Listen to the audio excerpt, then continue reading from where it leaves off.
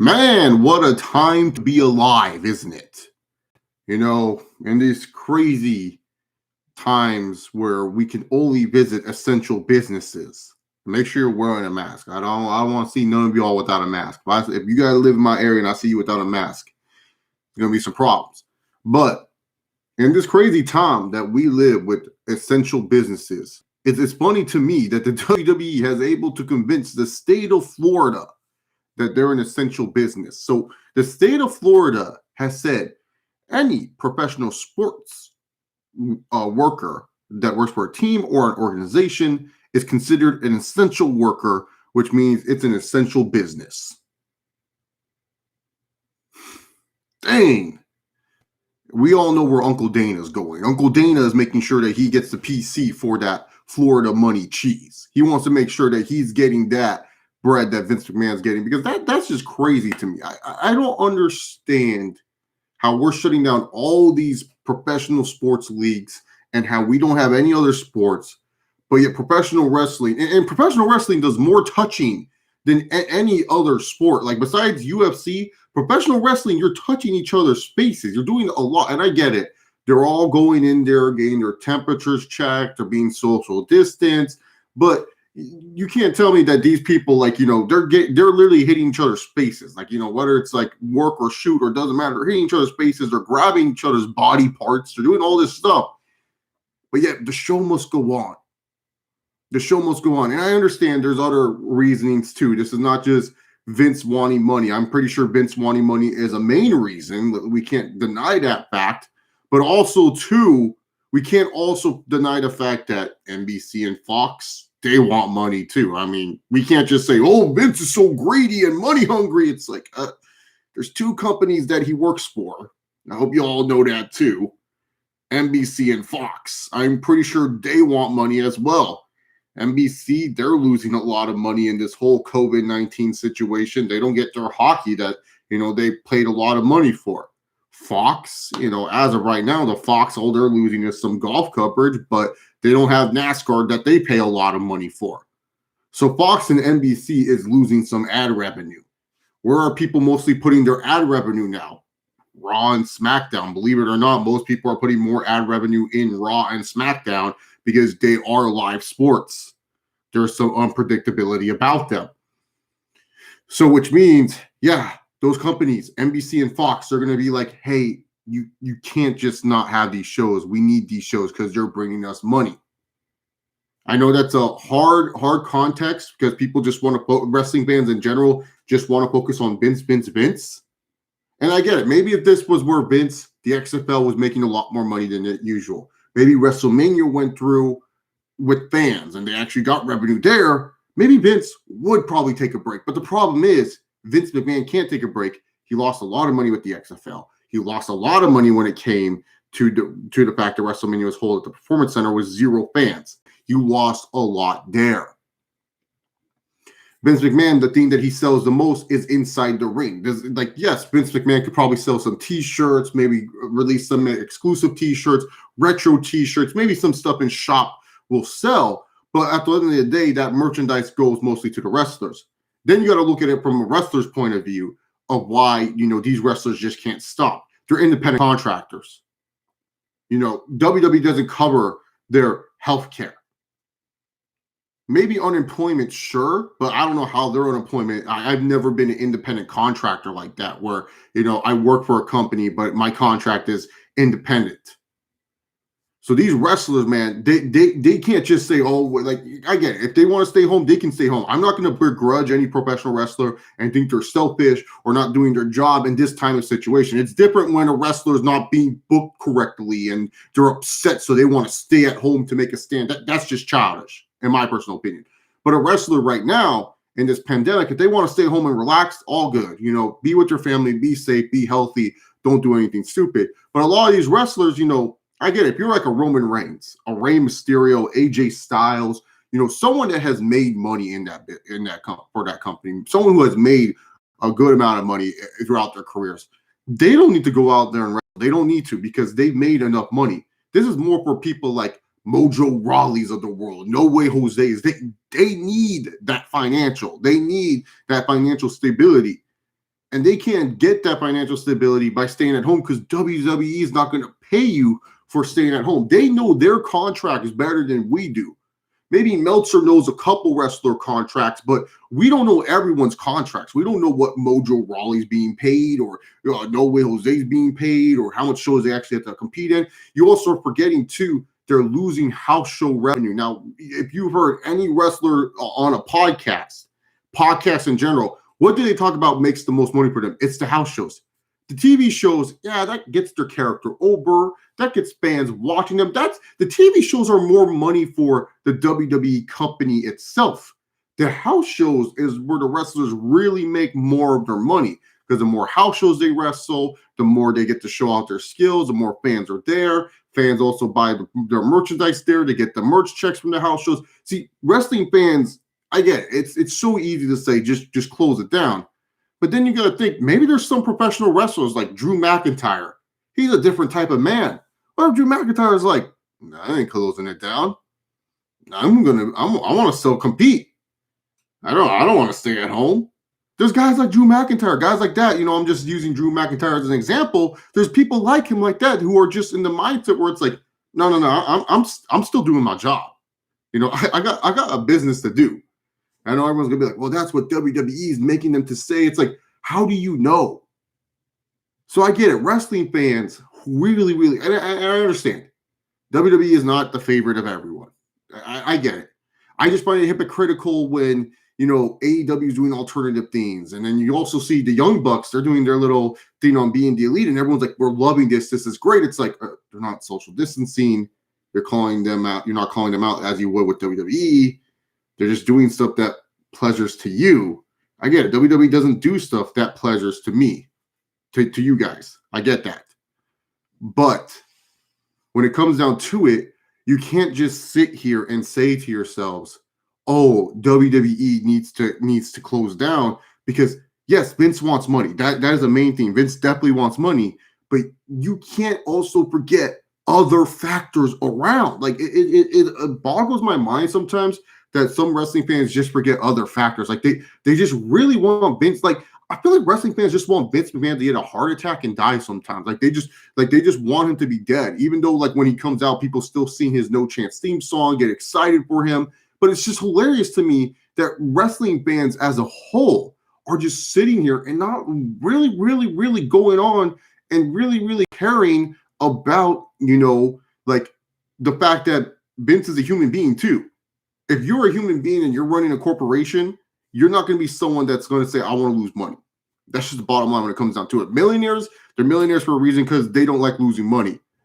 But when it comes down to it, wrestling needs to find an alternative to show its shows, because really, to be honest, man, this scene with no fans, it's terrible. Like, it really is. Like, it's fun when it's like certain matches, but it's like when I get a 15-minute match and there's no fans, like, it's just hard to watch, man. It just really is hard to watch sometimes, man. And there's no interaction, there's no crowd. Like sometimes the crowds can be annoying when they're trying to hijack and do their own thing and say, we are awesome. Like, that's just stupid. Like, stop. You guys are being bigger marks than the wrestlers themselves, and that's pretty hard to do. But when it comes to actual performance, it's so hard to watch without a crowd sometimes. Like, I like it, but I hate it at the same time. I like it because crowds are not hijacking show, but I hate it because it's just really, really bad overall. But ultimately, when it comes down to it, man, pro wrestling as a whole, this thing where they're essential workers, it's a weird workaround. And I wonder, like, will other sports leagues take advantage of the fact? Because let's be real here. You're the NBA. You're sitting here and you're saying to yourself, oh, yeah, Florida considers their things, what's it called, professional athletes as essential workers. Oh, yeah, let's get some NBA games going up in here. Let's go to the American Airlines Arena, Orlando. We can figure out some games. We can figure out how to make the teams play every once in a while. Bam, we get some NBA games and everything. So now you're just sitting here and you're saying to yourself, could other sports league take advantage of the fact that Florida considers, and let's be real, it's WWE. WWE is the scripted entertainment. They don't even want to be considered a sport. They want to be considered scripted entertainment. They're World Wrestling Entertainment Incorporated. They're not World Wrestling Entertainment. They have the incorporated in there to show that they're a business. So will other sports leagues take advantage? Because I feel like they should. I feel like you should. Roger Goodell, you're right. I am, and Roger Goodell wants fans, and that's the thing. Like the NFL draft and everything, that's more of a fan thing than everything else. I mean, having that on Zoom or virtual is just going to be what's it called? It's just going to be terrible. It really is. It's going to be a terrible experience. I'm going to share this stream right now. Stream discussion, and of course, you guys know, ask any questions if you guys have any. You know, just because I was bored and I wanted to do a stream. And if you guys are here, make sure you give a thumbs up and everything. But I always am someone where I get it. It's easy to kind of poke the bear, and it's easy to kind of pick on Vince and pick on WWE and stuff. But for me, I just see it as this. I see it as, you also got to look at other factors. NFL draft live stream. I might do a live stream for the NFL draft just for round one, though. I'm going to be honest, my draft, it's so hard because the thing about having pro days and combines and stuff like that, like the pro days really help me find hidden gems. I don't know who are the hidden gems this year. So I'd probably do round one. And since I'm a Chargers fan, the 6th pick will kind of set my mood for the whole stream and stuff. But yeah, I'd definitely be down to do an NFL draft live stream. I mean, what else am I doing on that day? I don't know if it got pushed back. Is it still May something? Let's see when the NFL draft was supposed to take place, because I really want to know, because like I feel like Roger Goodell is going to try to push that back. So Thursday, April 23rd. So I guess that's still going. So it's still going on the 23rd. It doesn't look like it's postponed. So yeah, I'll do an NFL draft live stream. Why not? I mean, the first 2 picks are going to be predictable. It's going to be Burrow and Young. Then after that, starting from 3, we'll see what the heck Detroit goes with. So yeah, but yeah, I'll do an NFL draft live stream. Why not? Why not? Should be a fun time. Just round 1. Don't expect round 2 or 3, because I'll be honest, like when it comes this draft, I'm familiar with a lot of the talent, but I didn't keep up with it because of everything that's been going on and whatnot. And then also Final Fantasy VII came out, the remake, and I've just been playing that game like insane. So very good game, by the way. But yeah, when it comes down to essential workers and stuff, just understand, I get it. It's easy to poke the bear. It's easy to kind of complain about this and rant about it and go on these tangents and saying they're not essential workers, blah, blah, blah. But you also got to understand, it's not just a Vince thing. It's also a wrestler thing. And it's also 2 big companies that paid a shit ton of money to show their TV show type of thing. Because people with ad revenue, they're putting their stuff on WWE. It's not like they're like, oh, well, we're just going to throw it on. No, WWE is live entertainment. Ratings are down for everything. So everyone's going to be like, well, the ratings are down. It doesn't matter.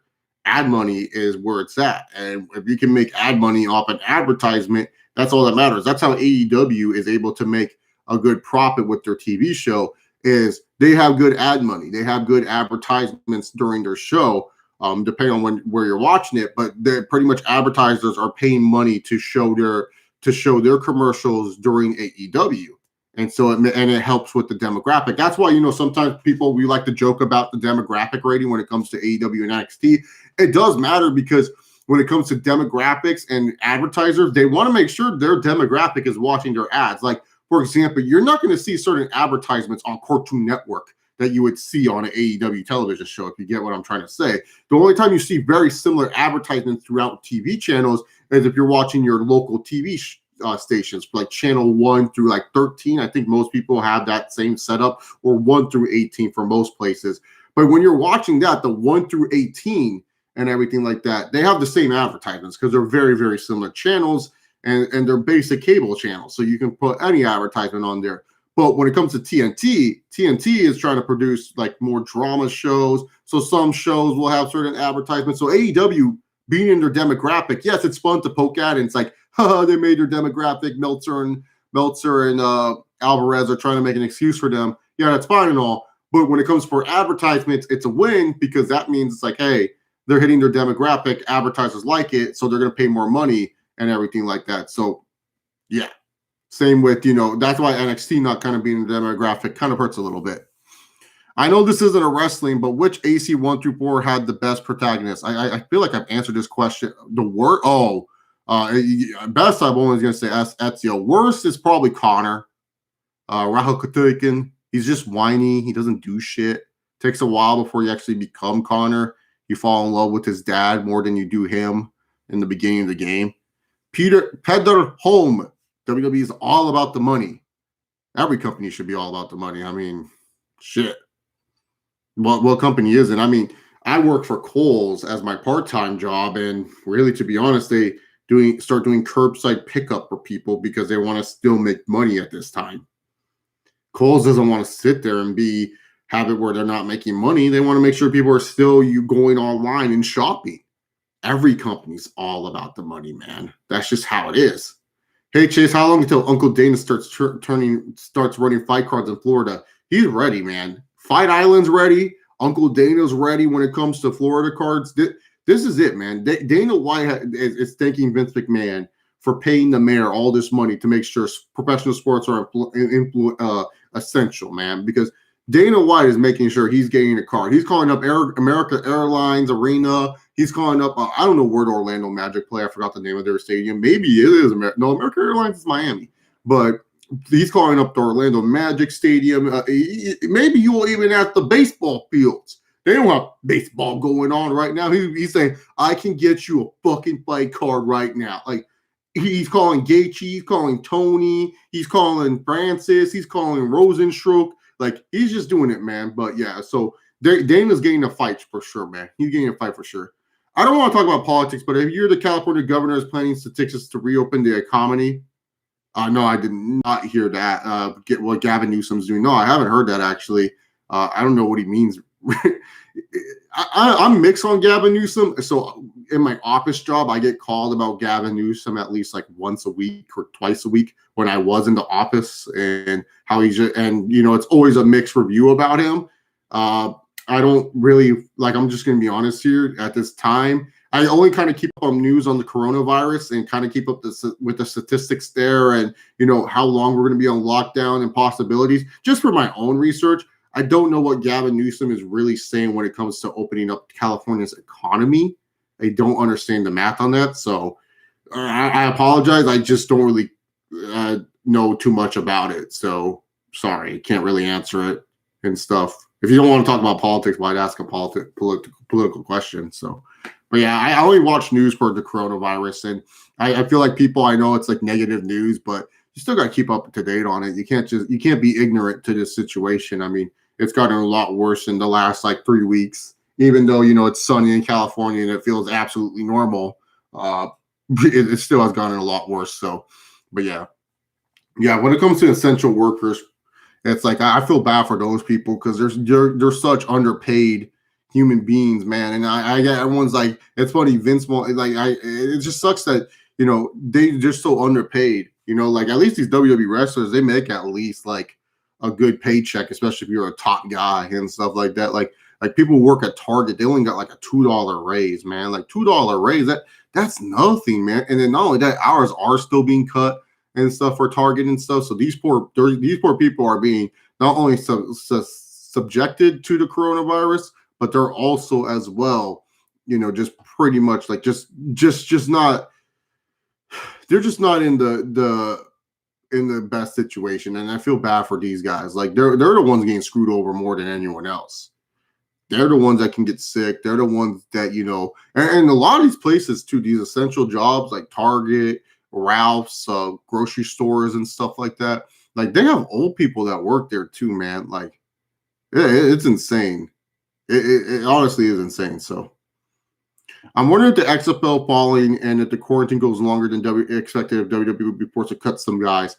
Yeah, the XFL, that's just a bummer. They're the real losers in this because people were actually generally enjoying the XFL. I felt it was going to last only 2 to 3 years anyways, but Vince couldn't lose the money anymore. This was a lot of money Vince was going to lose on if he tried to keep the XFL going. Because the thing is, if the XFL had a full season, Vince could have looked at the profits and say, hey, we lost X amount of money, but we still did well, so we could keep this going for next year. Plus, he would have WrestleMania to fall back on, and then we had the traditional Saudi show after WrestleMania. So Vince makes his money back. Vince will have money, he's fine. But, you're losing the fact that, you're losing you lost WrestleMania, you're losing, the next 4 weeks of the XFL. That's way too much money to recuperate for the league. And so, I don't know who WWE would cut, because really, to be honest, I don't think cutting guys like No Way Jose and stuff like that would really do anything. I feel like if wrestlers that are making way too much money wanted to release, I feel like WWE just have no problem releasing them at this point, because look at the Revival. The WWE were just like, yeah, here's your releases. And I think the WWE, if you ask them, they still probably would want to keep the Revival away from AEW as much as possible, because, that's the only place the Revival can really do some damage to, for the WWE. But the thing is, they don't have enough. They're probably not making enough money to pay. Which one was the one that was injured? Dash Wilder, the one with the jaw injury that was on the shelf. They probably were like, dude, we don't have the budget to keep overpaying Dash Wilder. Like, let's be real here. AEW caused like the NBA season 2016 salary cap inflection. All these guys are getting paid way too much money than they're worth. And the thing is, when you're looking at it, when you look at Dash Wilder, he's like a Solomon Hill. You're paying Dash Wilder how much money? Oh my goodness. Like that would just be ridiculous. So the thing is, I could see a wrestler who is making a lot of money ask for their release. I could see it where Vince is like, yeah, sure. Or WWE's like, yeah, we could do that. But yeah, I wonder which wrestlers would be cut, because honestly, like, you may have to cut some lower end talent, or maybe cut some performance, like do the secret cuts. And what I mean, the secret cuts are the performance center people, the people who are at the PC. Maybe we'll get like a WWE breakthrough, or we'll see, like a wrestling documentary, and they're there and we're like, oh yeah, we really like this guy. And then all of a sudden they just don't pan out. Like, they just end up kind of stinking and stuff. So, maybe more of those cuts, more performance center cuts. I wonder, are these guys still going to the PC in wrestling? Like, I wonder that, because, like, really, to be honest, man, like, I wonder that, man. Like, I wonder if these guys are still going to the performance center and freaking, like, working out and stuff, because that's their job. Those performance center guys, people forget their job is to go there and train to be professional wrestlers. So are they still doing that? Like, I'm just curious, man. I feel like wrestling fans are only blaming Vince for this without understanding Vince's position in all this. Yeah, well, that's what a lot of wrestling fans do, because the thing is, and I hate to really, like, I get it. I may come off as like snobby sometimes, and I totally understand. But the thing is, I've seen people in high-end situations when it comes to business. And I've seen some crude techniques where it's like, as a person, I'm like, holy shit. But sometimes when it comes to business, you have to make flaws. That's just the bottom line. Like, no one in their life, when it comes to running or operating a business, is going to be perfect. There's always going to be some flaws. Look at Conor McGregor. Conor McGregor himself is a business. But you look at the flaws that Conor McGregor has had throughout his career. They're not perfect. But the guy is charismatic enough, he is strong enough where he is able to overcome some certain adversities. You look at Dana White in the UFC. The UFC, if you want to look at like shrewd business and call out on people's stuff, you look at the UFC, and Dana White has found a way. Dana White has found a way to be able to get the UFC to sell it for $4 billion to WME-IMG. Like, that's the thing. When running a business, you're going to make bad decisions and you're going to make good decisions. And I just feel like, yes, is this a bad decision? I personally feel like with professional wrestling and how the interactive these wrestlers are with each other, because they have to actually touch each other and hit each other's faces. Yes, I feel like it's kind of a bad decision to have them wrestle. But at the same time, I get it. I understand why Vince has to keep the operation going. I'm not going to sit here and be like, whoa, you could do an off season. It's like, whoa, do I work for NBC? No. Do I work for Fox? No. Does Fox and NBC want WWE to still keep going? Yes. Is it bringing ad revenue for them? Most likely, because if it wasn't bringing ad revenue, Fox and NBC would have been like, no more, sorry, bye. Because like I said, Fox and NBC are also losing money. So Fox and NBC want to make money. Fox and NBC are putting all these movies that are supposed to come out for them on streaming devices, either free or at a pay-per-view cost of like $15.99. That's not as much as if they're in the box office. So that's all I'm saying. I get it. It's easy to put Vince. It's easy to say Vince just sent them home. But then also it's easier to forget that Vince also has other companies watching over him. It's not like the WWE network is where he's airing just stuff on the WWE network. You know what I'm saying? He has other networks to abide to. And I think sometimes wrestling fans forget there's more than just one person involved. Yes, this is a James Storm shirt, CPZ. I wear it every once in a while. It's funny too on the back. I'm gonna let my dog out, so you might see the back a little bit. He wants to go out to do something. Goodbye, buddy. But yeah, it's a James Storm shirt. But yeah, so it's easy to say I could do Vince's job, but it's not. And I hope you guys know I'm not like, oh, I just want people to kind of be a little bit more fair, if that's the thing, or just kind of like maybe like just understand it's not easy to say, hey, let's screw everything up. All right. In my honest opinion, the NFL is only football that matters. I enjoyed XFL, but the repetitive QB gameplay threw me off. You mean the bad QB gameplay besides PJ, whatever his name is? I already forgot his name, PJ Walker. Vince got to tighten up the budget, fire some agents. Yeah, well, I don't know. He has all the agents he likes, so I don't know who he would fire. Dana talks about the amount of shit and is still one of the most successful businesses right now. Yeah, Dana White.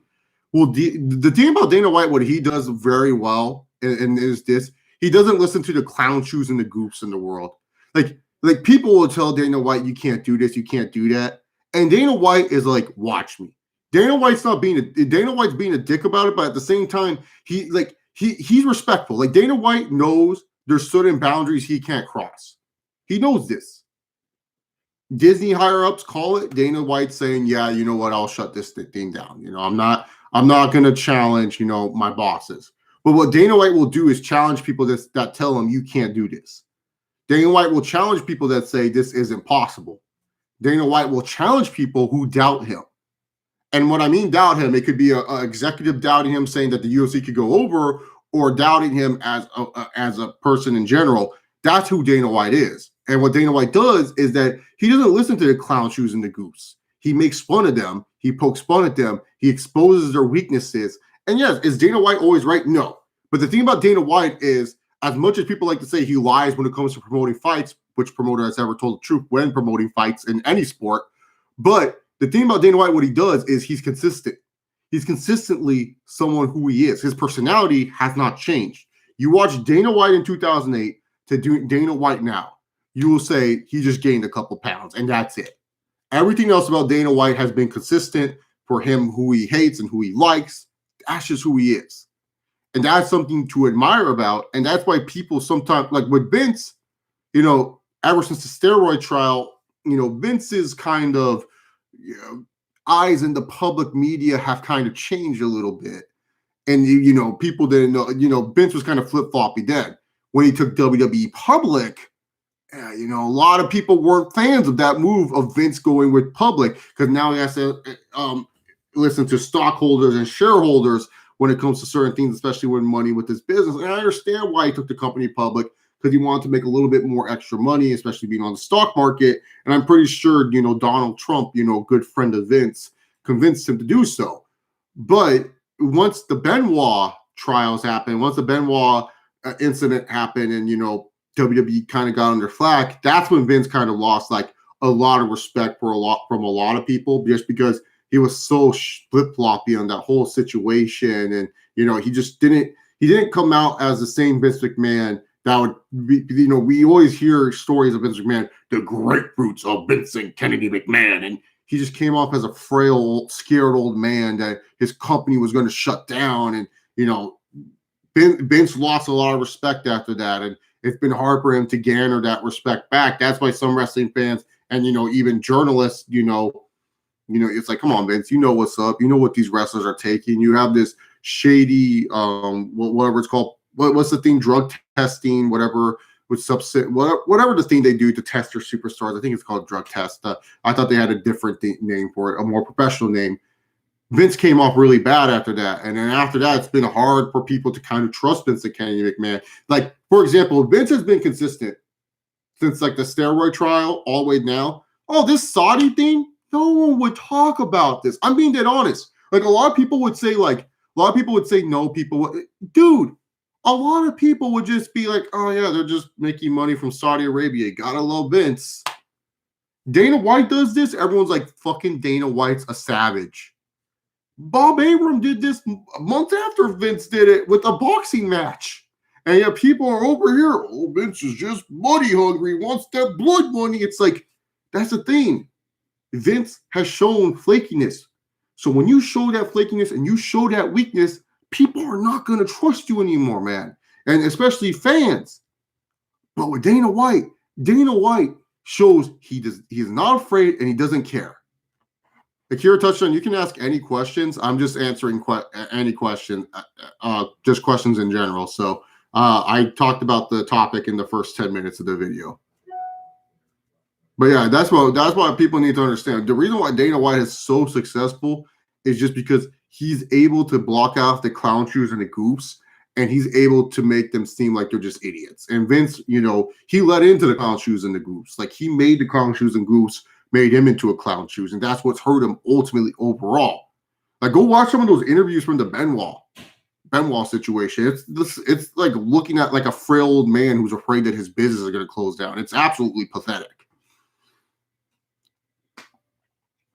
I saw some saying UFC did it. Why can't WWE? But that was because ESPN, who is owned by Disney, told UFC to stop doing events. It was UFC's decision. They would have continued. Oh yeah, if Dana White had a choice, this is why Dana White kept everything a secret. He wanted to make sure none of these journalists knew, man. Because the thing about these MMA journalists, they're still getting paid by their companies to cover their sport.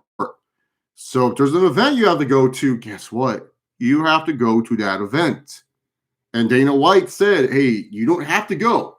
But the problem is these MMA journalists have to go to make money.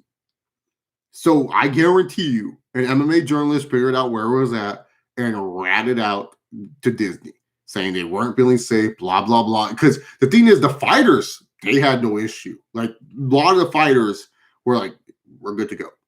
Dana White was good to go. It's the journalists that have the issues because they get paid by the events that they go to. And what would you do if you're an MMA journalist? A, go to an event that you have to travel to get paid to.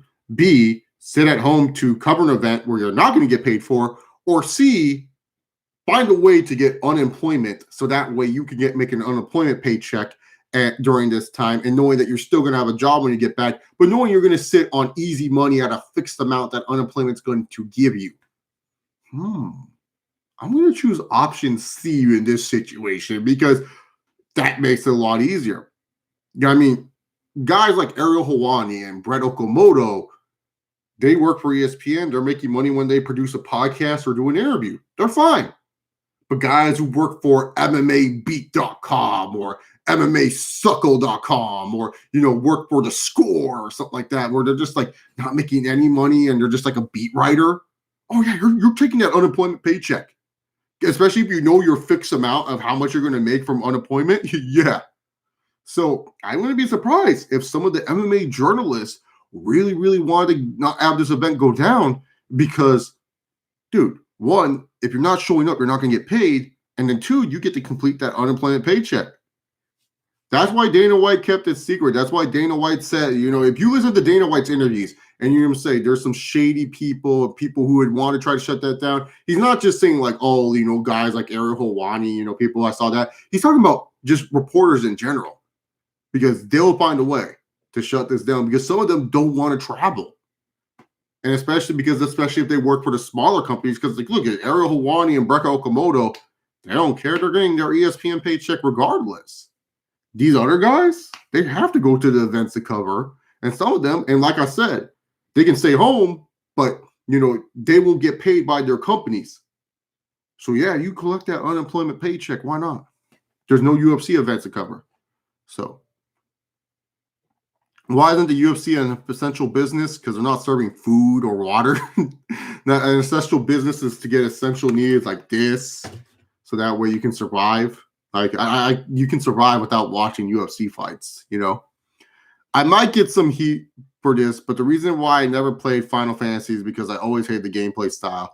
It's up to you. It's different folks, different strokes. I like the Final Fantasy series. Not every Final Fantasy game is my favorite. There's some bad ones in the bunch, but I feel like Final Fantasy VII as the remake has been awesome. Thoughts on Ronda Rousey comments and wrestling fans and Alexa Bliss and Nia Jax's response? What she said. So my thoughts on Ronda Rousey's comments is that she's just trolling the fan base, and she knows how to get attacked. Like, wrestling fans are sensitive, and they know what attack. You call wrestling fans sensitive. You call wrestling fans under like overprivileged, or they don't appreciate anything. That triggers them. Mine saying wrestling's fake, which I don't know why that triggers anyone anymore, but minus all that stuff, you say that wrestling fans don't appreciate anything and they're spoiled or anything, they get upset. There's arguments to be made that wrestling fans, yes, are spoiled and everything like that, but she's just working the fans, and that's fine. Nia Jax, she has no room to talk about injuries. Doesn't she injure everyone at one point in time? I think there's a Reddit thread that talks about injuries, but really, to be honest here, just say her name. Let's just be real, Nia Jax. Just say her name. You act like you don't care what people think and shit. Just say her name. Don't be afraid. Don't be scared, homie. Unless you don't want to get stalked and slapped by the Diaz brothers. Don't be scared. Just say it was Ronda Rousey. We know who you're talking about. There's only one wrestler that kind of fit the description that you were talking about. To me, don't air out dirty laundry unless you're going to say that to that person's face as well, and actually say that person's name, because I'm pretty sure Ronda Rousey wouldn't care too. And heck, it actually would maybe give us an interesting matchup for Ronda Rousey and Nia Jax. Who knows? But yeah, when it comes down to it, man, Ronda Rousey, I think it was just working the fans and just kind of making the fans feel, kind of what's it called? Just kind of working with their emotions, which is good for her. I thought it was funny. It was what it was. And even if I wasn't a huge Ronda fan, I would still kind of laugh at it, because it's dude, how are you guys gonna fall for such easy bait? Y'all really bought that hook, line, and sinker. But shout out to Alexa Bliss. Just for putting up with getting her ass kicked every night. Shows the heart on that girl. She's not complaining. She's doesn't want to start drama or politic. And the fact that she's on top, one of the top 4 women in the company, and she doesn't complain like that, very impressive. Normally you need to politic for some stuff, but she's very nice. What are your thoughts on the Tito Ortiz versus Dana White feud? It's a funny feud. I just feel Dana hates Tito, because Tito, back when Dana was promoting him, just didn't do anything. Didn't take the risk that Dana White wanted him to take. Chuck Liddell was always the risk taker, while Tito Ortiz just always kind of played it safe. And I can understand. When you're a wrestler, you don't like losing. You like playing stuff safe. So yeah. Thoughts on the Brawl for All episode of Dark Side of the Ring? I'm going to be honest here. That's the Jim Cornette versus Vince Russo episode.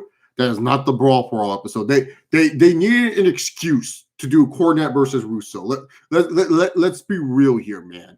That was not the Brawl. They threw in Brawl for All clips, and they wanted to talk about the Brawl for All a bit. But we all know that was a Cornette versus Russo episode. Jesus Christ, Jim Cornette, that dude holds a grudge like no other, man. But that was entertaining. I think personally, for me, that was the best episode. I know I was going to say, what about the Benoit and previous season episodes? But that episode was just hilarious. That's just shit where it's just okay, can we just get Cornette versus Russo in a Brawl for All? Golly, dude, that was prime Cornette too. That wasn't just Cornette just being bitchy to be bitchy. Everyone knew the Brawl for All was stupid. I'm excited for tonight's episode, though. I really want to know how they're going to be. What's it called? So yeah. I'm really shocked how they're going to do the Jimmy. Not shocked. I'm really interested to see how they're going to do the Jimmy Snuka one. To be fair to Vince, a man just murdered his family, so I'd be shocked as well. No, I'm talking about his Jogon King. I'm talking about his defenses towards steroid and the performance enhancement and pretty much testing in the WWE. Watch those CNN clips, and then it's just oh, okay, now you know what I'm talking about. No, pro wrestling fans, dude, you just make fun of pro wrestling fans and they get upset. I'm a pro wrestling fan, but the thing is, for me, over time, and I'm not gonna say I'm innocent. I used to be like that too, so I get it. It's hard, sometimes, man, you get so dived into the world of pro wrestling, and then you meet people, it's hard. It's hard, and then you get sensitive when these people that you look up to as idols insult you, that you want to be upset, and then like for me, it's just more of like, dude, I kind of like just like having fun and joking around on Twitter. Like, what's the point of being so upset about everything, man? Like, there's no point.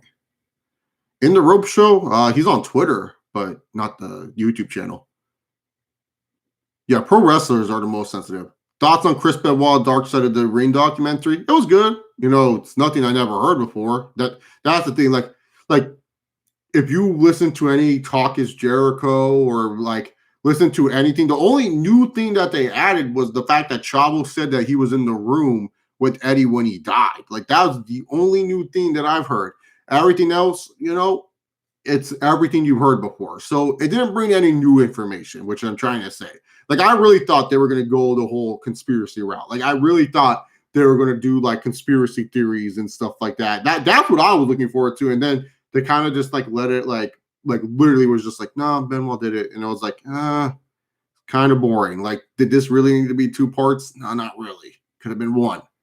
But yeah, no, it was well produced, and it told the story of Chris Benoit. It definitely made people kind of care about, like, really miss Chris Benoit again and stuff.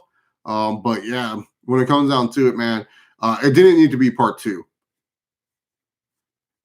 Well, I told you Akira Touchdown was going to be delayed. Like, you're not going to release a game like The Last of Us that deals with the fact that it's a pandemic game during a pandemic. And not only that, with what it represents and humanity, like people are already stir crazy during this thing. Like, I'm being dead serious. People are already going stir crazy during this whole coronavirus thing. You're really going to release a video game where these guys are already stir crazy? No, that's just a dumb move. But I told you it was going to be delayed. Like, there was already rumors that it was going to be delayed too because of this, man. So yeah. Before it got canceled, who do you think was going to win between Gachi and El Kakui? Gaethje. I read that as Gachi. I was like, who? Gaethje and El Kakui. That was a harder fight than Khabib and El Kakui, in my personal opinion. Because the thing about Gaethje, if you watch a lot of Gaethje fights recently, he's become a really good counterpuncher, man. And like I say, every Tony Ferguson fight, he gets rocked. Like, that's just his thing. That he loves getting rocked every fight, and then he somehow bounces back and he ends up doing a bunch of combos and winning. So with Gaethje and El Kakui, for me personally, man, it's like I feel like Gaethje could have pulled up the upset. I'm going to be honest here. I was going to choose Gaethje for that fight, not to be different for El Kakui or anything like that, but it's just like Gaethje just has that counter rights. Yeah. Does Nia Jax have real life heat with Ronda Rousey? Seems like it. She doesn't want to say her name, but yeah, it seems like they have some beef, some issues going on. But yeah, it seems like they do. Thoughts on Bleach, the anime/manga? It's okay. It's one of those solid animes and mangas. It's nothing, like, to me, Bleach is nothing special. Like Bleach is just there. There's some fun fights. The story sometimes is just weird, but it's there. Izzy and Jones have been entertaining on Twitter. Oh, I missed the Izzy and Jones Twitter beef. It seems like it's a fun one, dude. They need to fight. Like, that fight needs to happen. Like, screw everything else, man. When I saw Ronda's comments, it was basically what she said in her build to WrestleMania last year, so it was easy to see she was working the fans. Yeah. Thoughts on Anthony Smith struggling with the high school wrestler intruder? Hey, man, that dude was on drugs. So when a homie's on drugs, it's a different. There's a reason why fighters are banned from doing cocaine and doing all that other stuff, because when they're on those supplements and stuff, you're another animal. The pain sensors are a lot different. So I'm not gonna shit on it. And plus, that's a different situation, man. Like, if this was like, okay, he's in the gym and he's struggling with someone, that's bad. But a person drugged out of his mind is going to your house. You're trying to find a way to protect him. And not only that, Anthony Smith is sticking in his head as he's talking about in the interview that he have a weapon. Because you're going to approach a guy a little bit differently, man. Yeah, he did punch him and he did cause injuries and stuff, but hey, at least he got the job done. So you know what, man? That dude was on drugs. His pain sensors a little bit. I'm not going to fault him on that. Now, if there was training footage and I saw Anthony Smith getting like wrecked, I'd be like, what the fuck is your problem, dog? But in that situation, it's completely different. Did you hear that WWE 2K21 is canceled? Good. It needs to be. The games stink. I'm sorry. I hate the 2K series sucks, dude. I'm going to be real here, man. all these WWE 2K games are just absolute trash, man. 2K14 is just WWE 13. Let's not get it twisted. That's all it is. 2K15 crap. 2K16 crap. 2K17 terrible. 2K18 garbage. 2K19 okay, you're kind of decent. 2K20 the shit. Like that right there belongs in a dumpster. That belongs with the ET video game. Do you guys remember the ET Atari video game? So there's this video game called ET from the Atari. It was so bad that they hid some copies. Like they buried copies underground. That's what 2K20 needs to be. Under the ground and padded, dude. Like that game is not even worth $20. If that game was free, I don't even think I would download it.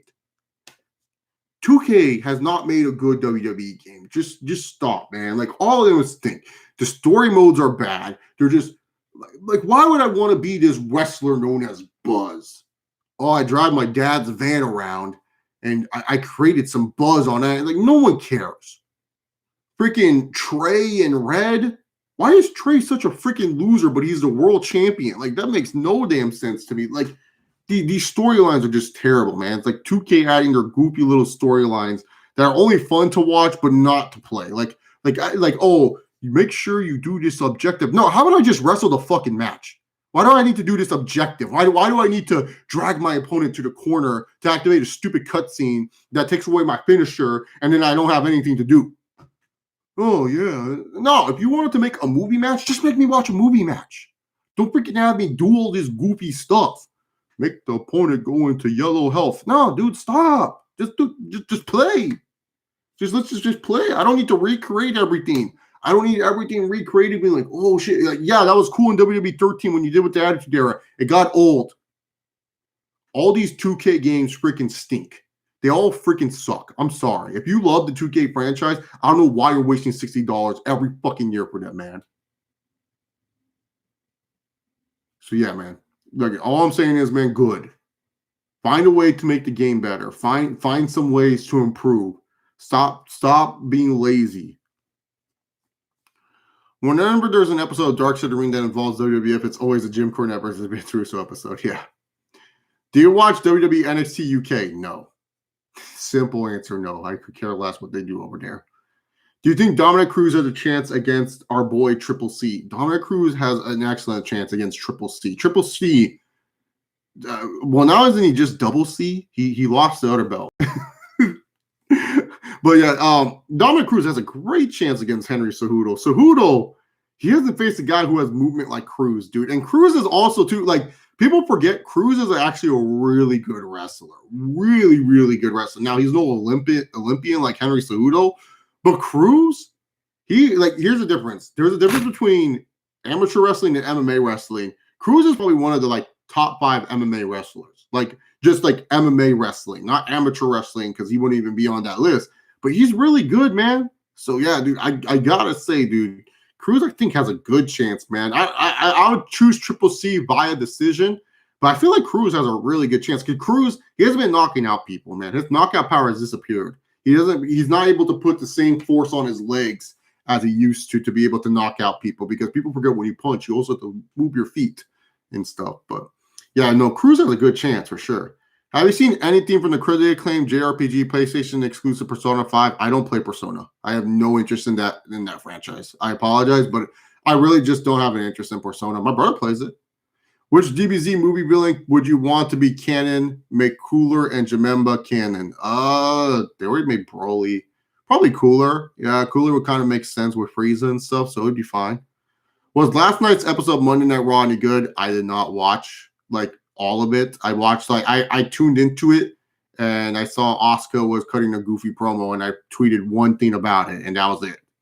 So yeah, you can tell I did not watch it. So I can't tell you if Monday Night Raw was good. I'm sorry. Walking Dead, I'd probably say like season 5. I don't know what season, but yeah, honestly, when it comes to Walking Dead, I stopped watching in 2016, if that helps for anything. Have you played any custom storylines on the older WWE games? like the ones that people made, yeah, some of them were fun. Some of them were just weird, like fanfics of them hooking up with like the hottest diva at the time. But yeah, some of them were fun. Do you think the reason John Jones doesn't change is because he still wants to fight despite his lack of focus outside the octagon? Can you reword that, CPZ? Because I'm just being honest. Like that was a little confusing. Like, do you think reason John Jones doesn't change is because he still wants to fight? What do you mean doesn't change? That's where I'm confused by. Why would he? Like, I'm just confused by that wording a little bit because you mean doesn't change because he wants to fight still, despite his lack of focus. Like, I think John Jones wants to fight, but I'm just confused by the wording a little bit. Like, it's a little bit confusing for me. I have favorite MCU storylines outside the movies and television shows.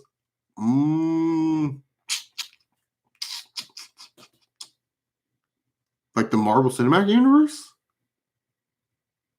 What other storylines do they have? I'm just being honest. Are you talking about Marvel? The original Days of Future Past is one of my favorite ever, but yeah.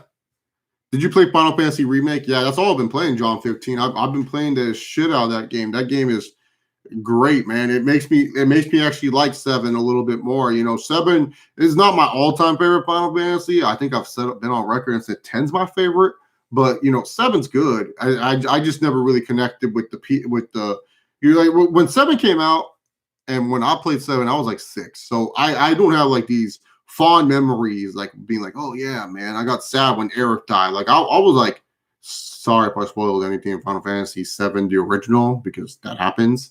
But this one, they're doing a great job with all the characters, and I'm almost done with the game and stuff. And I'm definitely going to be replaying it to get some of get a lot of the trophies. I might platinum this game. This might be one of the few games I actually platinum, just because it's fun and enjoyable.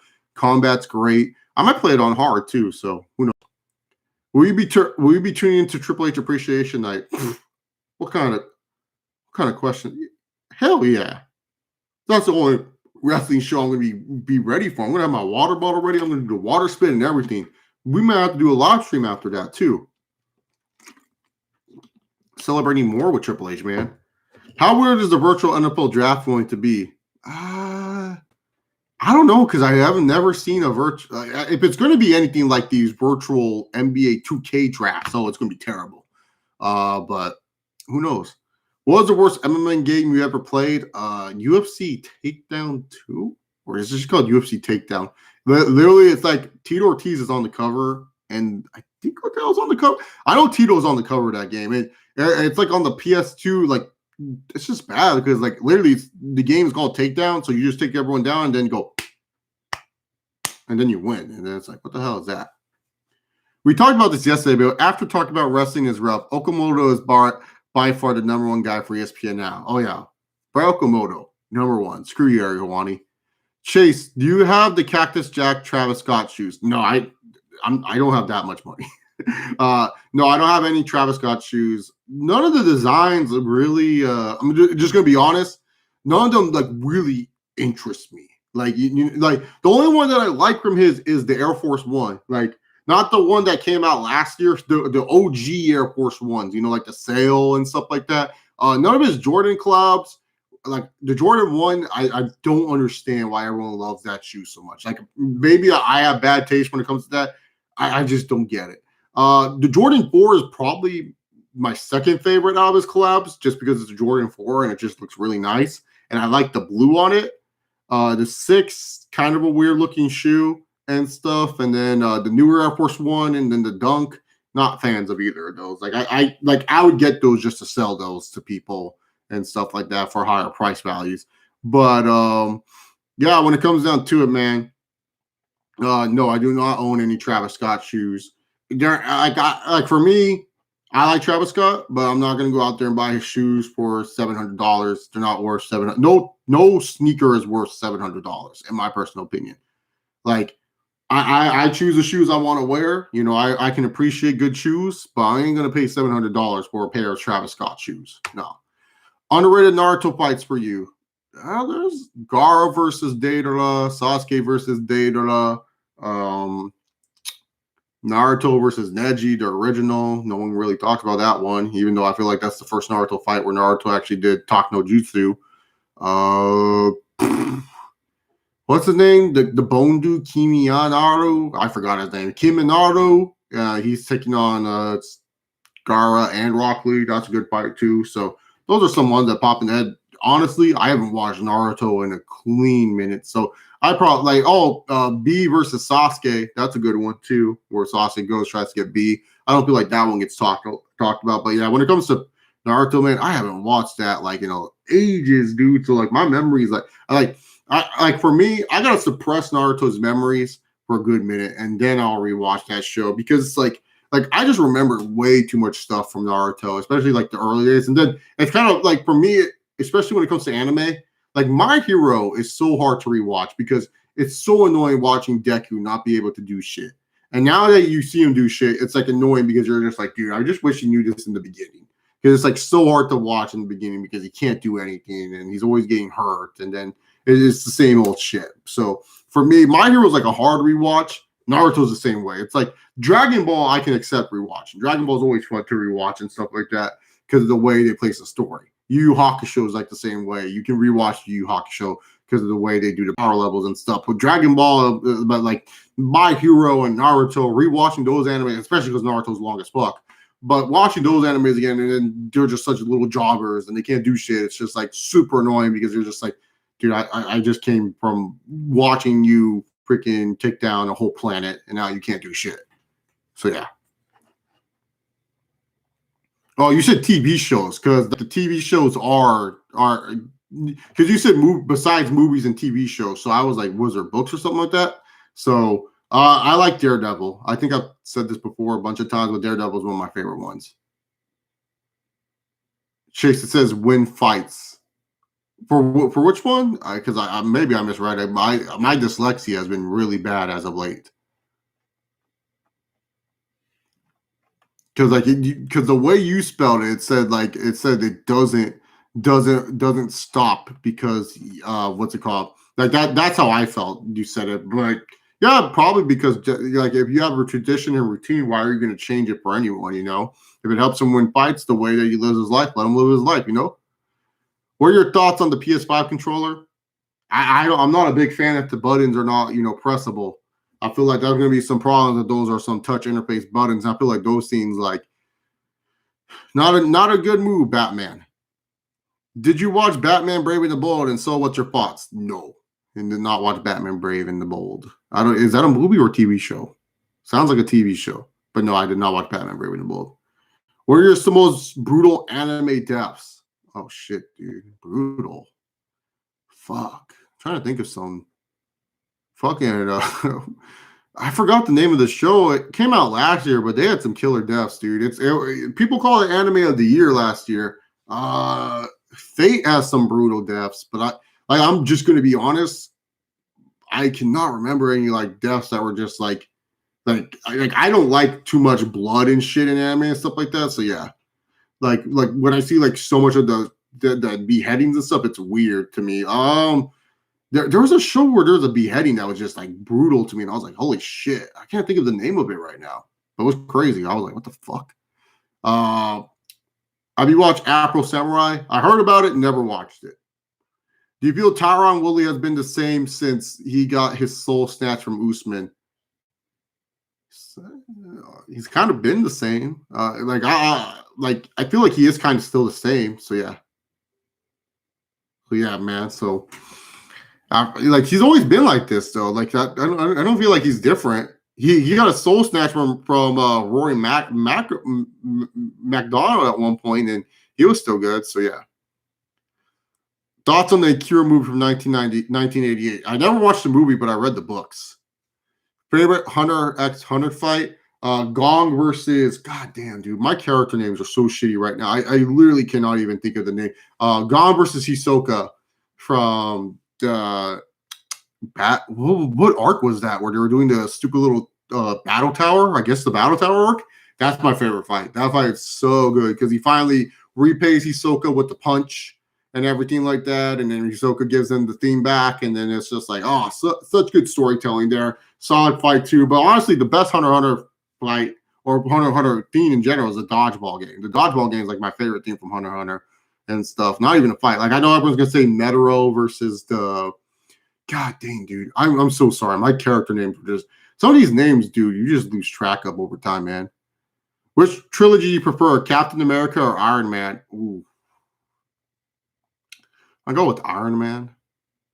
One is really great. Two is bad, but three it's hit or miss. Like Captain America, let's be real here. Three is Avengers. Like Captain America 3 is not even a Captain, it's an Avengers movie. And they just put Captain America in the title just to not piss off Disney. So I'm not going to consider that as just a Captain America movie. But yeah, so two, Winter Soldier is my favorite, but Captain America 1, yeah, it's hard to stay up for, man. I'm holding up pretty good, Nero. Thanks for asking. uh, Cloud and Jesse. God, yeah, dude, Jesse's hungry in that Final Fantasy VII remake, man. I gotta do a whole spoiler talk one of these days with that game because that game funny as hell with some of the stuff they do, man. I remember when Vegeta's punched Trunks in the stomach. So I actually left the pain in that episode. Felt pain in the episode. Yeah, dude. Which one? The when he was a little kid? No, I haven't watched Narcos. I heard it's great, but I haven't watched it. What are your favorite found footage horror movies? I like the. I don't know. Is it a found footage one? I forgot the name of it too. I don't know why I'm forgetting names, but it's like there's one. I think it's like the caves or something. So this one girl takes this guy and they go underground of like some tunnels in Paris and stuff. Like that's a good one. It's creepy. I forgot the name of it though. It's like the caves or something like that. So yeah. Are you familiar with the old school fights of Bass Root and Pancrase? I watched a little bit. I'm not like the biggest fan, but I watched a little bit. Like I haven't seen a lot of Pancrase stuff. I'm going to be honest with you, man. Vince guys are like Goku. When they lose always in the arena, it's not a clean for the opponent. The fans guys are like Vegeta, never being on top as more as they should. That's true. Goku always gets booked well. Thoughts on the upcoming Elite Deletion match? I'm very excited for it. My brother's actually excited too because he loves Broken Matt Hardy, and he was dying. He loves this rendition of Le Champion, Chris Jericho, and so I showed him some footage of Jericho, and he thought it was hilarious that he was talking to the drone and stuff. And then afterward, like he said, Jericho looks like shit. Like my brother, like holy shit, Jericho looks like a fatter Edge. And I started laughing when he said that. But yeah, no, Jericho and Matt Hardy, Elite Deletion. I'm watching that for sure. If there any shot that AW uses former TNA guy, well, I don't know what we're trying to say. Like I don't know what you're trying to ask there, Mr. TNA. Like I don't know what they're using Lance Hoyt, so I guess, but I don't get what you're trying to ask there. Did you watch the 1 hour Ciampa versus Gargano match? No, I'm gonna be honest here. I people were telling me about it, and then like I watched the ladder match. I'll be honest. I watched the women's ladder match, and Gargano and Ciampa. When I heard it was going to start, I said, "No, I'm just going to play Final Fantasy VII." So I played Final Fantasy VII, and everyone told me how long it was, man, and they were just fighting. So I literally was just like, "Wait, they actually just did a taped match with no fans, and it was an hour." No, I'm good. So I did not watch it. I don't think I need to watch it. The unsanctioned match was good enough for me, man. Like I'm just gonna be honest. I don't think I need to watch it ever again. Saturn drop Black Widow and Endgame or Cowboy against Connor. Black Widow and Endgame, man. Like, dog, we lost ScarJo. Cowboy's gonna come back. Black Widow's gone, except for a movie, but she's gone. The one with the caves is about the Above So Below movie. Yeah, that one. Which is your least and most favorite Paranormal Activity movies? Oh, the first one is my favorite for sure. My least favorite, dude, honestly, what are the new numbers? There's how many are there? There's like a bunch of them. But this one was I think it's a more recent one. 4? I think 4. It's a weird one. Something with a sister and a brother. It's in California, so it kind of hit close. I think even in Oxnard too. So people were kind of scared of it, and I was like, dude, what the fuck? But yeah, that one was pretty bad. It wasn't as scary because like Paranormal Activity, what made the first one scary was just like, you're just sleeping at home and then like shit's hitting the fan and you're like, what the fuck? These ones is just like, what the hell are you trying to do here, man? Also, the Origins one, the one with Toby, her invisible friend, that was weird too. Like, what the hell? They stopped with those too, man. Who do you think that the Miz has never gotten another shot at the WWE Universal title? He doesn't need it. I just feel like WWE kind of looks at the Miz and they say like the Miz is kind of one of those guys where it's like you could strike the iron with him and give him a world championship shot. But I feel like at the time it's like where WWE is and they're trying to build like top guys. Miz is more like a JBL heel transitional champion where you just make him champion for a long time and then hopefully when the top guy beats him, fans care and are happy that he beats him and stuff. And so he doesn't need the belt right now until you're trying to build that guy. Daniels and Cavs can talk, and they do not make them cut promos. Ali is a good character, but they do not. Ali's not a good character, so stop. Right, Mr. TNA, I love you. Ali sucks. She just fucking sucks. I am Ali. Shut the fuck up, bitch. You suck. No, she's not a good character. You lost me there. Pentagon and Phoenix are used horrible. They're just trying to. They're Shinsukeing it up. They're waiting for their WWE contracts. LAX, Pride and Powerful have been used like trash, man. They really have. Oh yeah, no, Lance Hoyt, yeah, Lance Archer, yeah, that Marco stunt match was bad, but how Ali has a good character. You drinking too much of the TNA Kool-Aid. Like sometimes, man, take a step back. TNA's Impact Wrestling is just as shitty as some of these companies, man. They are, and it's like to me when you say Ali was a good character, Ali didn't do shit. She really did not do shit. She was always like the most abused girl. Like, Ali was just terrible. The whole Rosemary theme, not so good. I thought Randy versus Edge at WrestleMania 36 was great, but people really overhate on it. I just went too long. Like, I just didn't care for the match after like a certain point, and the commentary took me out of it. I wouldn't say it's the worst match. Like when Meltzer and Alvarez say it's the worst match ever, it's like, what the fuck did you guys not watch Undertaker versus Bam Bam Bigelow or something? Like, you guys forget some of that? We had Big Show and Aki Bono in a sumo wrestling match, and you guys are going to sit here and say freaking Edge and Orton is the worst WrestleMania match ever? Like, what about Orton versus Bray? We're going to sit here and pretend that match never happened? Like, get the fuck on out of here, Meltzer. Like, come on, man. Do you think WWE is going to throw the belt back on The Fiend? I hope so. Well, the belt's vacant right now, so maybe The Fiend finds it in the Firefly Funhouse. Yeah, man. So sad when Goldberg just vacated the belt like that. Insane. There's Paranormal Activity 2, the prequel to Part 1. Part 3 with Part 3, yeah, Part 3 is kind of weird. Then Part 4, the Mark. Yeah, Mark 1's bad. I did not see Ghost Dimensions. I didn't know that was a thing. What are some favorite weight classes in UFC? I like 205 when it's good because 205, like the thing about the light heavyweight division that it always finds someone just like insanely talented, like it did with Jones, Chuck Liddell, Rashad Evans, and stuff like that. Rampage, and then you also have guys, and now Reyes is kind of in that batch and stuff. So 205 is good, but 205 is kind of weak. But I like when 205 is good because it's just such a fun weight class to watch and stuff because it's a good mixture of heavyweight and also middleweight, where it's like you get some of that middleweight speed, but you get that heavyweight power that some of those guys have. Like Rumble was so much fun to watch in 205. And then I like 155. I like the lighter weight classes because of WEC. So from 135 to 155, I love watching those fights too. WEC, a lot of people don't know, one of my favorite promotions ever, and just MMA in general. And it was like something I always look forward to every Saturday watching WEC, man. Like I wish there was more WEC on Fight Pass or something. You know, those were fun fights, man. Those guys were just always going at it and stuff, man. That was like the TNA of like MMA, man. Like just crazy shit. But yeah, I love I don't like watching 125 because a lot of those guys fight like sometimes too technical for no reasons. But 135 to 155, and then 205, I like watching. 170 is kind of getting up there, but a lot of them are just wrestlers, so I don't like watching wrestling all the time. Well, Ali was a good character. Ali was never a good character. She was never a good character. She made me lose interest in the knockout division, at least in my opinion. If you like it, that's fine, but never a good character. I watched OK Fabe's review on last week's episode of Raw, and he was freaking out over Drew McIntyre versus Big Show for the WWE World Heavyweight title from WrestleMania 36. What did Connor say? You not like it? My boy Big Show got a title shot. I was cool with it.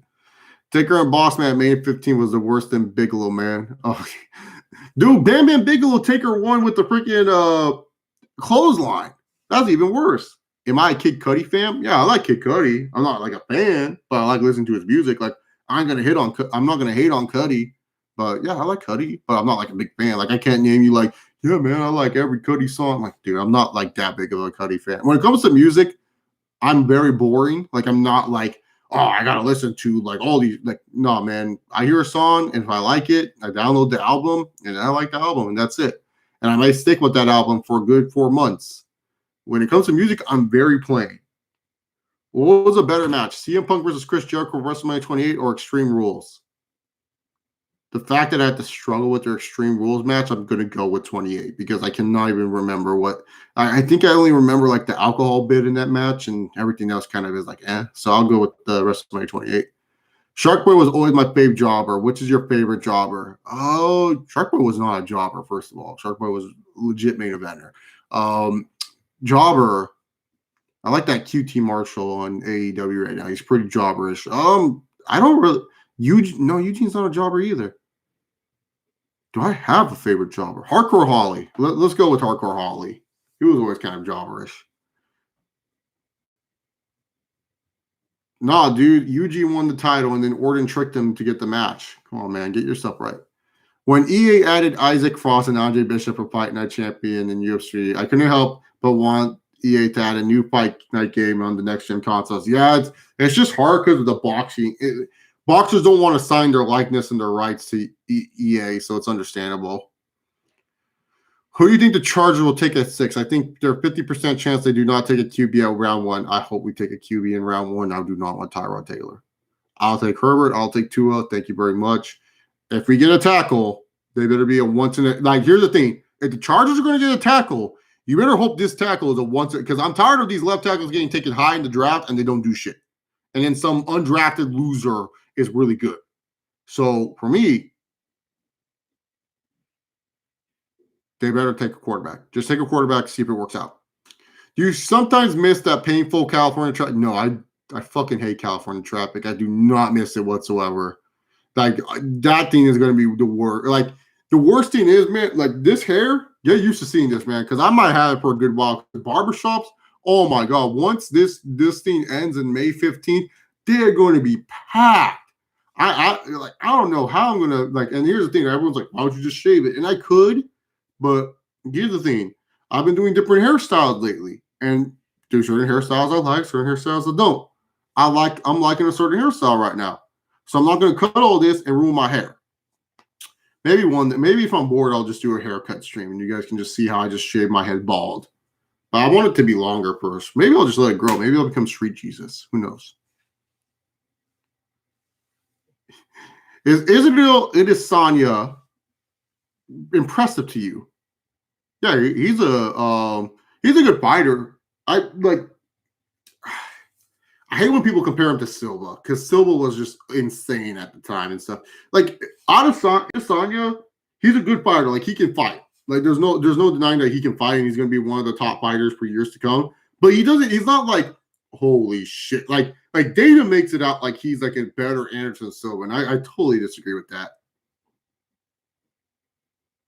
Izzy is a chump. Okay, Fabe just didn't understand why the match happened, but not at Raw, and Drew kicking out got him freaked out. But he just had a match with Brock Lesnar. Big Show needed a title shot, man. The Netflix show, number 3 show in the US. Where my boy Big Show making moves, dog, making $1 million moves. How's the coronavirus stuff in the US when it comes to police rules going in the streets? So in California, I can tell you this: the police. It depends on what you're doing. So and where you're at in California. Every state's different, but for at least in my area of California, some stores, if you're not wearing a mask, will not let you in. Like, and you gotta totally understand and be respectful of this. Some stores just won't let you in if you're not wearing a mask, and they don't care if it's a professional mask. Like Karen, you can stop complaining. Just freaking get a scarf and put it over your face. Like they just want to make sure your face is covered. So some stores are making sure your face are covered. I know at least in my area, if you're driving past 10 p.m. and you're not going to an essential store, you can get a ticket. One of my friends said they got a ticket because of that. So I know that's a thing. But for the most part, like if you're walking and stuff, they don't seem to care. They just seem to care about social distancing. They don't care if you're not wearing a mask either. They just kind of tell you to wear a mask and stuff. Because I went on a walk and I was just walking around my neighborhood and stuff. So I'm fat. I gotta get some sunlight, man. Like I'm white. I'm white. I want to come out of this scene like Casper the Ghost, man. And I gotta get at least some vitamin D in my system. And just the guy officer kind of told me, hey, make sure you're wearing a mask. And I'm like, oh, cool. And he wasn't like we didn't. It was no competition. It was just like oh, enjoy your walk. I'm like, yeah. He's like, yeah, just try to wear a mask if you can. I'm like, oh, okay, push your dog, and I just kind of walked away, and that was it. But yeah, when it comes down to the coronavirus thing, at least in the U.S., at least in my area, it's just some places are just not letting you if you don't wear a mask. The food places are doing more delivery too, man. So yeah. 3MB is the best jobber staple. Yeah, no, seriously. Do you want to see Conor versus Canelo? No, I do not want to see Conor versus Canelo. Canelo's huge. People sleep on how huge Canelo is, man. Have you played any of the Battlefield games? Yeah, like Battlefield 2, and that was it. I shave my head every 4 days. It's a comfort thing for me to do. Dude, nothing more stress relieving than just going to a barber and just getting your hair cut. It's so nice. Do you think OTRS is just checked out on wrestling? He rarely uploads these days. He didn't even upload his part 2 of his manual review. I just think he doesn't care about wrestling. So yeah, I would say he's checked out. Ace Austin will be a huge star in 5 years. I don't even know who Ace Austin is now. Isn't he like the Forever X Division champ? Do you watch Survivor? Yeah, I watch Survivor. I'm kind of enjoying this season. I hate Edge of Extinction. Like, it's just an excuse to keep these people in the fucking game. Like, let's just be real, man. They made the Edge of Extinction because the thing with these new school players, they're so afraid of all the old school players. So of course, like all the OGs are gonna get voted out automatically, man, and stuff. But you could tell, man, god damn, dude, some of these challenges that they've done, they made them for the old school players to win, dude. Like if all these guys that are on Edge of Extinction right now were playing the game like the old schoolers, oh, they'd be winning every week. Like all these challenges, man, like the challenge they had this past week, Parvati always dominated that freaking challenge. That little boat challenge that they were doing, Parvati every time won that challenge on her season. Like that was the thing that Parvati always won. Like some of these Boston Rob would be dominating most of these challenges too. But like you could tell, like the way they made these challenges, like if Parvati would have made it through, she would be dominating these kids. Like the hanging on the pole and the other one, yeah, man. Like those are Parvati challenges. Like she would win those for sure. But yeah, no, like when it came to this season, like I just hate Edge of Extinction. Like it's just an excuse to keep these guys on the show and stuff. I hated the first season of Edge of Extinction, and I hated this season of Edge of Extinction. I get it. They didn't want people tuning in, and then the first episode, like literally the first episode you watch it. But dude, shout out to Boston Rob. Back-to-back seasons, man. Because like remember, like last season was what Island of the Idols. I didn't watch too much of it. I kept up with it, but I didn't watch too much of it. And it was like, dude, he was on the island, and now he's filming this season back to back. Good for him, dude. Sandra was just sick of it. You could just tell. That's why she left. She was like, "Fuck this place, man." Have you seen the porn meme where the black guy hides from his lady as a lamp? Yeah, no, I'm not a fan of it. Batman Brave and the Bold was a Cartoon Network show that was inspired by the Silver Age DC comic that was a little bit campier than the usual Batman shows, but still good. No, I haven't seen it. Is there a fighter worth the damn in the UFC heavyweight division? Because I'm honestly aggravated at Stipe Miocic after being redeemed. Yeah, it's called Francis Ngannou. Francis Ngannou's a beast. I love him. Thoughts on Death Note? Very good show. Very good anime. Very enjoyable show. I don't like Death Note 2, or they did something with Death Note where they did a sequel. That's terrible. Just watch the original Death Note. You're fine. No, I do not watch One Piece. I read it every once in a while, but I don't watch it.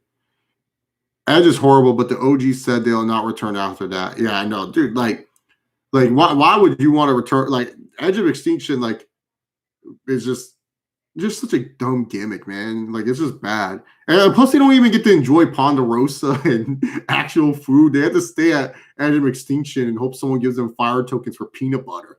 I like the fire token gimmick. I think that's a cool gimmick because it helps people. Like it shows people who are actually good at keeping alliances and keeping people together, because you could always use that against the jury at the end where it's like, hey, I had all these fire tokens. I was able to buy all these advantages and immunity idols because you guys gave me the fire tokens, which means you guys appreciated what I did for you. Like you could use the fire. You can really do a good job. What's it called with the fire tokens. So I like the fire tokens for sure. But when it comes down to everything else, like it's just bad. All right, Afro Samurai is an anime where Afro watches his father, who wears the #1 headband, challenging Justice, who wears the #2 headband. His father loses, then Afro gets his revenge. It stars Samuel Jackson. Yeah, I know who it stars. Like I know what it is. I just never watched it. Thoughts on Code Geass? Never watched Code Geass, but I do love their theme songs. Like they're really good. I've never watched it, so my brother likes Code Geass, but I love their theme songs. Like Colors, it's very good. So. If I was showing MMA to a new fan, who's a current fighter you tell me to show them? Oh, Ngannou, because Ngannou is just a beast. Like he knocks out people. People like knockouts. Obviously, Conor. Like you got to show them Conor McGregor, right? Like you can't just do it. Tony Ferguson, because he's never been a boring fight. Same with Justin Gaethje. Those are like 4 safe bets that you can show to someone, but definitely Ngannou, because Ngannou knocks people out, dude. And then the way he knocks them out is so explosive. My favorite Survivor player? Oh God, there's so many. Like I'm trying to think of like who's my favorite. My favorite.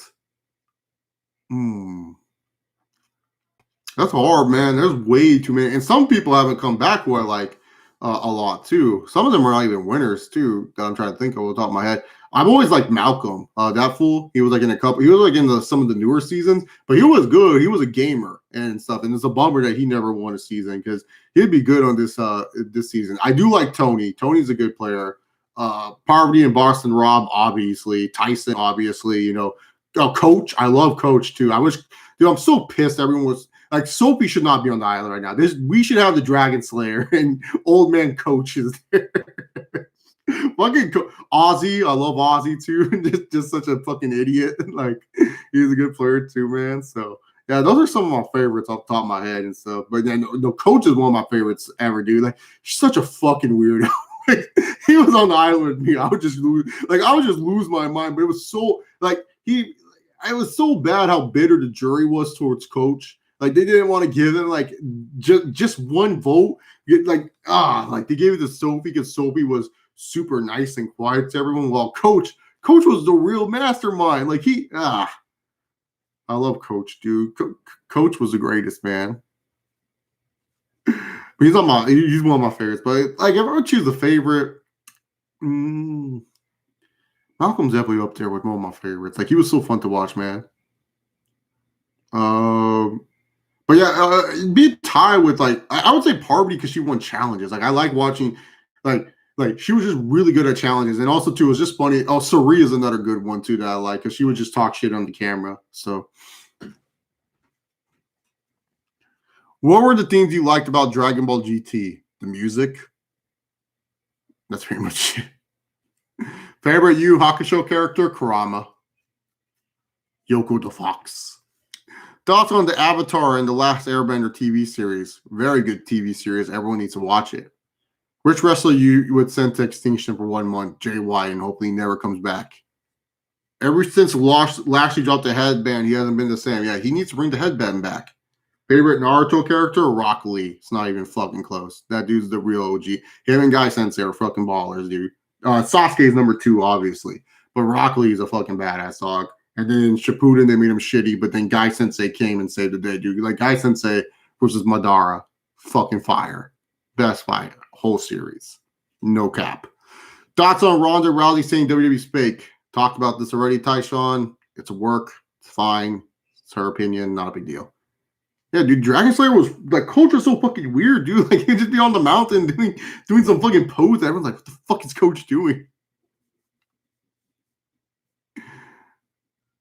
I'm glad you're doing this during work, Jock, on team. Hopefully you don't get in trouble.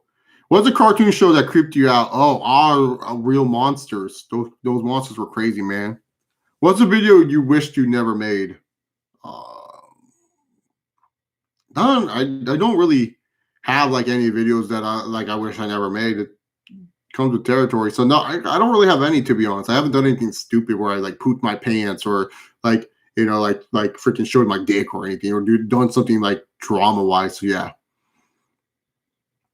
Would you like to see Bobby Lashley in a storyline where he divorces Lana and recruit? No, Leo Rush. I'm tired of Leo Rush. This guy is annoying to me.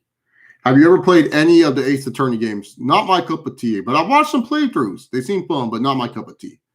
Favorite Hunter character? Hisoka, if he counts. But yeah, he's my favorite character. Have you watched Goosebumps? I read the book, but I never watched the Are You Afraid of the Dark show. Yeah, Sean's view was like, all of a sudden, he's like, oh, you think my penis is small? Let me show you my penis. And he just like took off his pants. I was like, the fuck are you doing? He's still at it too. Good for him, man. Yeah, Saints Row was a great game. I like all. I like the original 3. I haven't played the presidential one or the alien one, but Saints Row 1 through 3, those are really fun games, man. Yeah, no, dude. Coach was weird. Like, Coach would like literally tell the tribe, he was like, "I'm going on a journey," and everyone's like, "What the fuck are you talking about?" he's like, "I need to find. I gotta go slay this dragon." Everyone's like, "Dude, this guy's fucking weird." But he was like, Coach was perfect because it's like he's a guy that you would want to take at the end. Like, it's just that one season, everyone was so bitter because he was such a dick. That like Coach really was a dick that season. He was really bad, but he should have won the game. Like, he should have won that stuff. But yeah, no, Coach literally was just like, I gotta go on an adventure. I gotta slay this dragon. I was like, what the fuck are you talking about, man? I don't watch WWE backstage, so no. I want to see Conor versus McGregor versus Nick Diaz. That's my ultimate dream fight. Motherfucker, Conor don't want to fight me. He fights me, he's gonna get a fucking ass kick, you know. Whereas I still want to fight Jorge, you know. I'm going out there being my little brother, like.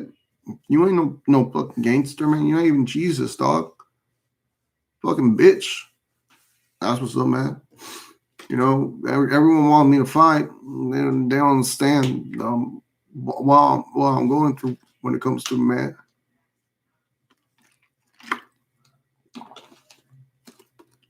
Nah, man, Nate more like this, man. Nate more like more like this, man. Nick. Oh, I said, my younger brother, man, that I always want to fight. That's my baby brother, you know. Do I listen to K-pop every once in a while? Have you ever played this MMORPG called Nope? Never played Wizard 101. So yeah.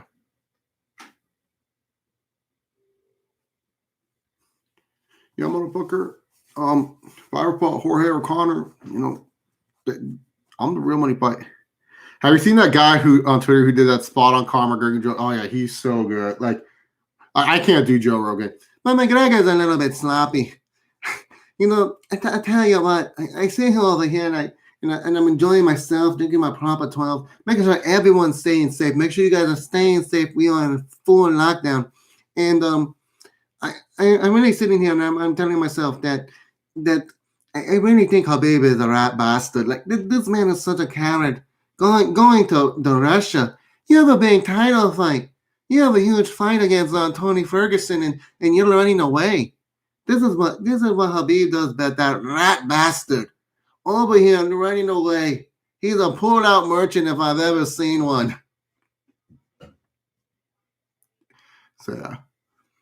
My Connor's not as good as his, but it's still like I feel like I get Connor's words pretty good, but his Connor's really good. I want to get there because I love doing Conor McGregor. One of my favorite impressions.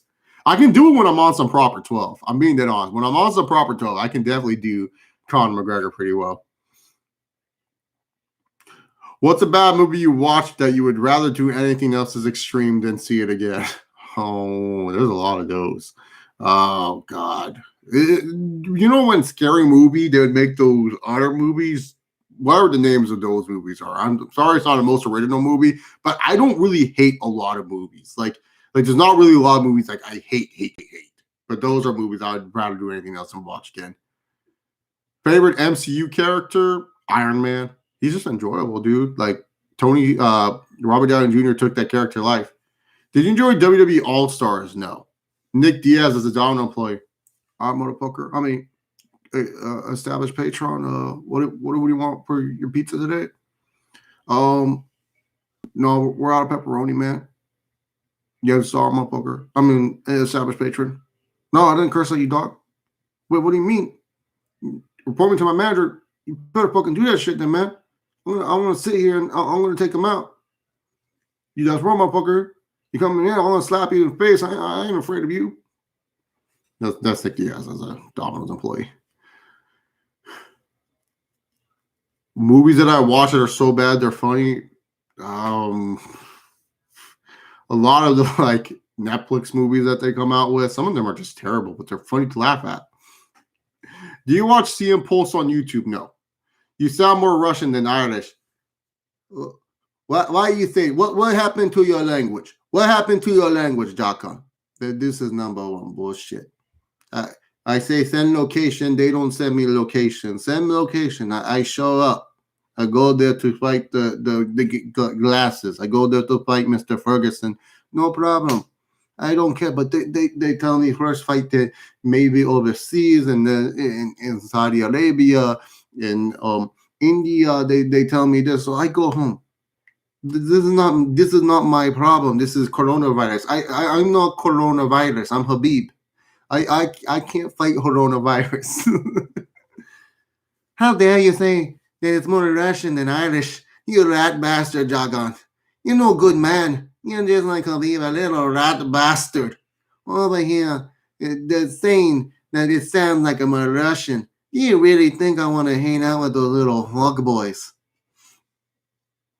Conor McGregor versus Tony Ferguson. I want to fight to see that legend. The build would be legendary. Not really. Tony can't talk shit. He just says random shit. He's just awkward. Yeah, I heard Paige streams. Habib is unintentionally hilarious. Yeah, when Habib was all like, "I'm not coronavirus. I can't fight coronavirus," I was dying laughing. I'm surprised Habib's not hated more because of his stance on women and stuff like that. Have you played Mortal Kombat 11? No, I don't play Mortal Kombat that much. Can you do a Jim Cornette impersonation? How does it go? All right. I'm telling you what right now.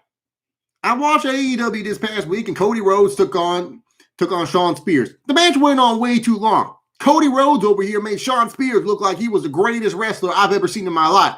I'm going to tell you what, I had a meeting with Shawn Spears once and I saw no lick of talent in this man's individual. Oh, come on, Jim. No. Shawn Spears absolutely sucks. I don't know Cornette that well. So I'm being honest. I don't listen to too much. Like, for me doing an impression, I got to listen to it. I tried. I don't know it. But that's as much Cornette I can give. Like, I don't know what else he does. Like, he just kind of talks fast, kind of has a southern accent a little bit, and he does just this. That's all I know with Jim Cornette. And then I sit here and I'm over here and I'm trying my best to do it, and no one telling me if I'm doing it good. And you all are over here with Vince Russo, and you guys say that. That's what you do. You guys support Vince Russo and his terrible ideas. You're supporting Tony Khan and his terrible ideas. And we all know Kenny Omega is fucking Riho. So you kind of have to be loud with Jim Cornette, I think. Like, I don't know. I'm not sure if that was a good Cornette or not. But from what I've heard, I haven't heard too much about him. So, yeah.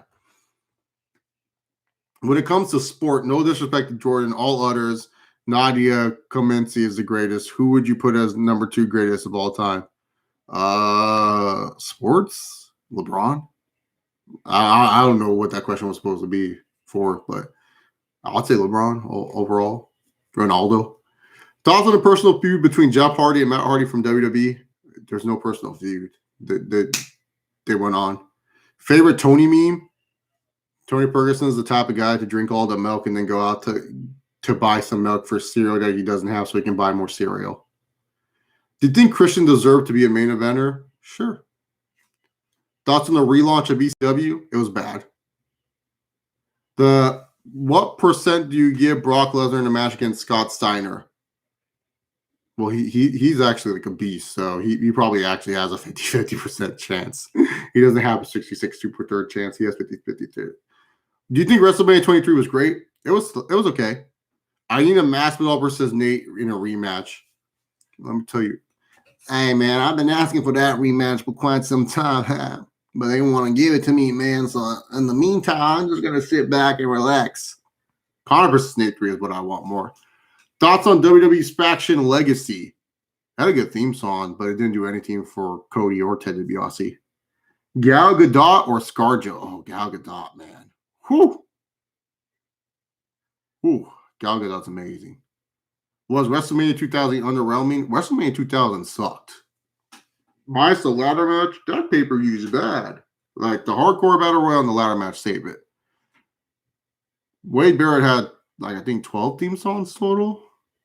He had a lot. All right, so it's 1 hour 35. We've been here for a good minute, so I feel like this is a good ending point because I'm getting a little bit hungry. I need to get some lunch in my fat belly. So thank you guys very much for watching this an underrated Impact pay-per-view. Before I leave, the underrated Impact pay-per-view against all odds 2000. Which one did Christian win the belt? 2005? Yeah, against all odds 2005. Check out that one. What is your favorite women's match that you saw? My favorite women's match that I saw? Oh, shit. Probably Bayley versus Sasha at TakeOver Brooklyn. So, yeah. But, yeah, anyways, thank you guys very much for tuning into the live stream. Remember, guys, just like our former WWE champion, Brock Lesnar, sometimes you don't have to give a shit in life. Who's next? You're next. Yo!